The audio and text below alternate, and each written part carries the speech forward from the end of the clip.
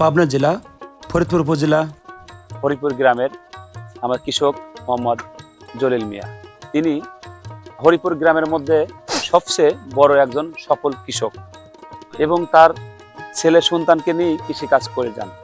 তাকে বলেছি যে আসলে কৃষিকাজ করে আপনি কতটুকু শান্তি পান। তিনি বলেছেন যে আসলে আমি মাটি ও মানুষের আমি মাটির মানুষ, মাটির সাথেই মিশে থাকতে চাই, তাই মূলত আমি কৃষিকাজ করি। আজকে তার মুখ থেকে শুনবো।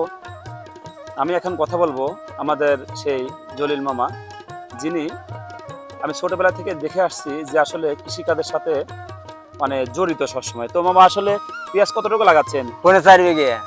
আর অন্য কোনো আবাদ আছে? অন্য 3.5 বিঘে রসুন আছে, 3.5 বিঘে রসুন আছে, ইরি ধান আছে।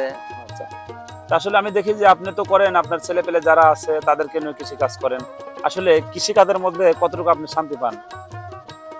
না, কৃষি কাজের ভিতরে তো শান্তি আছে, কিন্তু ফসলের দাম পাইলে পরে অবশ্যই আমরা শান্তি পাই, কিন্তু ফসলের যখন দাম পাইনি তখন আমাদের সবকিছু হারা যায়। কৃষি কাজে ইন্টারেস্ট আছে, কিন্তু আমরা পয়সা পাইলাম না তবে কিন্তু আমার ফুর্তি হইতো, কিন্তু যখন আমরা পয়সা পাই তখন আমার এমনি ধরনের অস্থির দেখা লাগে। হ্যাঁ, সারের দাম, বেশির দাম, কাবলার দাম, তখন আমরা এমনি তখন পা ওঠে না, আমার শরীর দুর্বল হয়ে যায়। এবার সার বীজের দাম কেমন মনে হচ্ছে?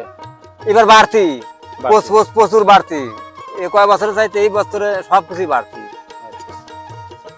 শুনলেন আমাদের সেই জলিল মামা, যিনি ছোটবেলা থেকে দেখে আসছি কৃষিকাজের সাথে সম্পৃক্ত এবং কৃষিকাজ করে তিনি আসছেন।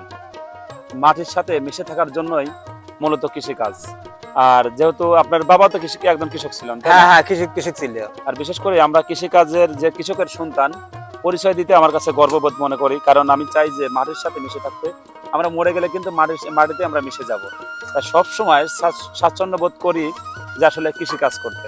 ধন্যবাদ আপনাকে।